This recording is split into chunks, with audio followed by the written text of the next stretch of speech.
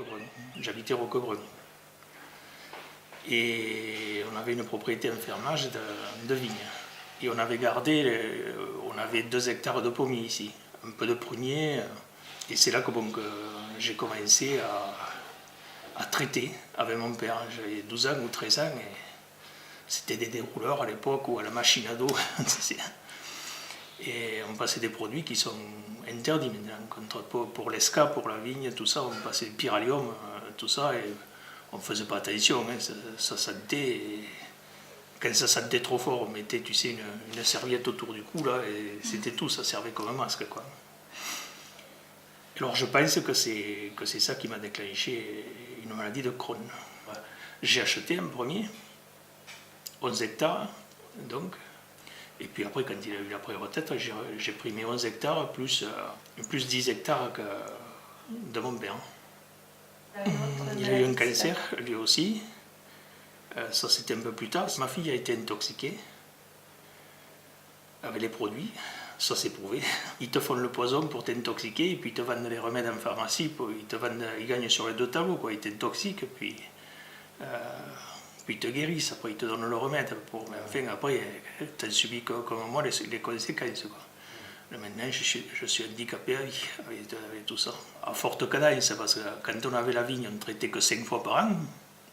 Et là, je faisais entre 25 et 30 traitements que sur les pommiers. Mais sur les pommiers, tu as des attaques d'araignées rouges, tu as des attaques de pucerons. Alors, chaque fois, c'est des produits bien déterminés. Le carpocaps, la tavelure, l'oïdium.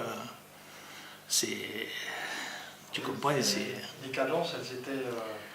Ah ben après chaque pluie, surtout là au printemps quand ça débourre, s'il pleut, c'est chaque 2 jours, chaque 3 jours. Hein.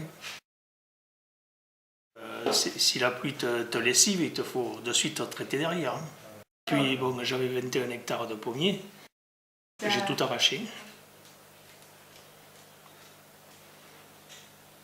Comme je ne peux plus travailler, on faisait de la qualité, donc ce qui nous sauvait un peu. On n'était pas compétitif face aux pommes du Chili qui rentrent ou d'Australie. Hein. J'arrivais plus à travailler comme avant, quoi. Mais j'ai continué à traiter parce que qu'est-ce que tu voulais faire? J'avais les pommiers, tout ça. J'étais sur le tracteur, je continuais à traiter. Et c'est là qu'après, quand on m'a fait comprendre que ça venait des produits chimiques, après que j'ai acheté une combinaison avec un casque comme un cosmonaute, là, tu sais. C'était ventilé, que tu branches sur la batterie du tracteur, et c'est ventilé, tu as la climatisation qui est dessous et tout ça. C'est des trucs qui valent plus de... Rien que le casque, qui valait plus de 1000 €.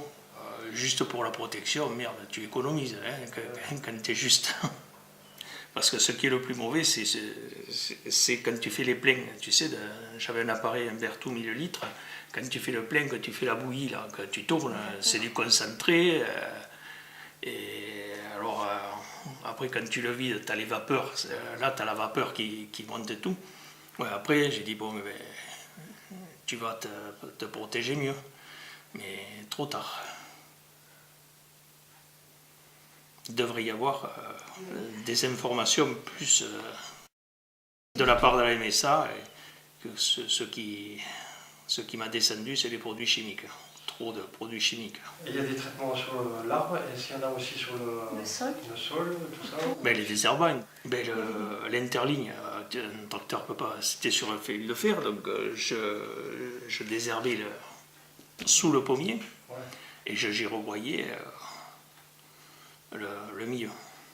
On achète des produits, je traitais avec des traitements dits systémiques. Donc, quand on désherbe du chien-dent avec un produit comme le Roundup qui est systémique, ça descend aux racines, c'est dans la sève. Le systémique, c'est qui rentre dans la sève. Et après, on te dit que dans les pommes, quand tu traites avec des produits systémiques ou les raisins, c'est dans la sève. Donc, mais moi, bon, qu'on ne me fasse pas croire que la pomme est accrochée à l'arbre. Quand on traite avec des produits systémiques qui vont dans la sève, c'est la sève qui nourrit le fruit. Enfin, je peux me tromper. Et puis, à l'époque, ce qui était dangereux, on passait ce que les vieux appelaient les huiles jaunes sur les pommiers pour l'hiver, pour freiner les araignées rouges, enfin tous les insectes qui... Oh, ça, je ne sais pas ce que c'est. Je sais qu'on le passait quand on était jeune, mais alors après, ça a été interdit, que tu pulvériser. Oui. Ça a été interdit en même temps que le DDT. Et si on regarde bien sur Internet et tout ça, il y a beaucoup d'agriculteurs qui font de la pomme, de la vigne, enfin tous ceux qui travaillent, des horticulteurs ou tout ça. Si on regarde bien, il y a plus de 60% d'agriculteurs que le cancer, c'est le cancer de la vessie. C'est le consommateur qui veut de la pomme impeccable. Hein, il ne veut pas qu'il y ait une tache dessus, il ne veut pas qu'elle soit bien formée, qu'elle soit brillante, on les cire, alors que je ne vois pas pourquoi. Les belles pommes, là, on met de la cire chimique. Encore, ceux qui se respectent mettent de la cire naturelle d'abeille, mais il y en a qui mettent de la cire chimique. Alors ça brille. Les rouges, les pommes rouges, là, ça éclate.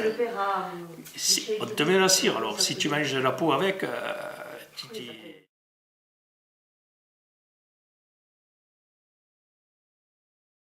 d'hôpital en hôpital, chaque année il y a des opérations, je vis avec, je ne peux pas faire autrement. Mais bon, je le vis mal.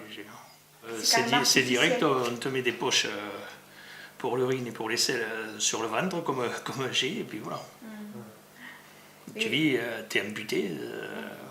Les gens, quand ils me voient là, comme tu me vois à table, tu dis, il est bien le mec. Mais quelqu'un qui est amputé de l'intérieur, tu ne le vois pas. C'est vrai que bon, on se renferme un peu. J'ai pas envie de sortir. Moi, rarement, avant on allait au restaurant le dimanche, des trucs comme ça. Maintenant, avec mes poches et tout ça, je me dis si jamais il y en a une qui pète en plein milieu de restaurant ou n'importe quoi, alors je suis pas rassuré. Donc, et c'est vrai qu'après, quand tu sors plus ou n'importe quoi, tu perds tes amis, tout ça. Je me mets un peu plus à l'écart. Mon plaisir, il ne me reste plus qu'à faire de bons apéritifs et de bien manger. Voilà, ce qui me reste. J'en profite au jour le jour, au cas où dans quelques jours je ne serai plus là. Donc. Vous mangez des pommes très peu. J'en produisais, mais je ne mangeais pas.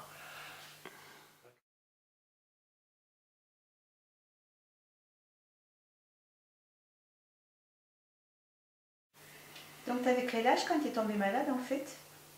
28. 28 ans. Je me rappelle ce jour-là. Ils m'ont fait les analyses, tout ça, donc je suis allé à Montpellier, on a détecté la maladie de Crohn. Voilà, c'est les intestins qui sont mangés par quelque chose, on a 7 pots, il m'en restait plus que 3. Donc ça a été mangé, je pense, par des produits chimiques. Et alors au milieu de tout ce qui m'avait fait, c'est mis un cancer après. Cancer à la vessie et tout ça. Parce que moi, là, ils m'ont mis radié, et j'ai fait des rayons et de la chimio, et bon, le cancer est reparti. Ça l'a pas. Et comme j'étais jeune, ils m'ont mis une grosse dose, et maintenant, ils ne peuvent plus me faire de la chimio et tout. Jusqu'à maintenant, j'avais mal, mais là, ça va. C'est surtout une grosse fatigue. Non, c'était une douleur vive et permanente. Il y a des fois, j'en pleurais. Le soir, surtout le soir, là, quand j'allais au lit, j'en pleurais tellement que j'avais mal.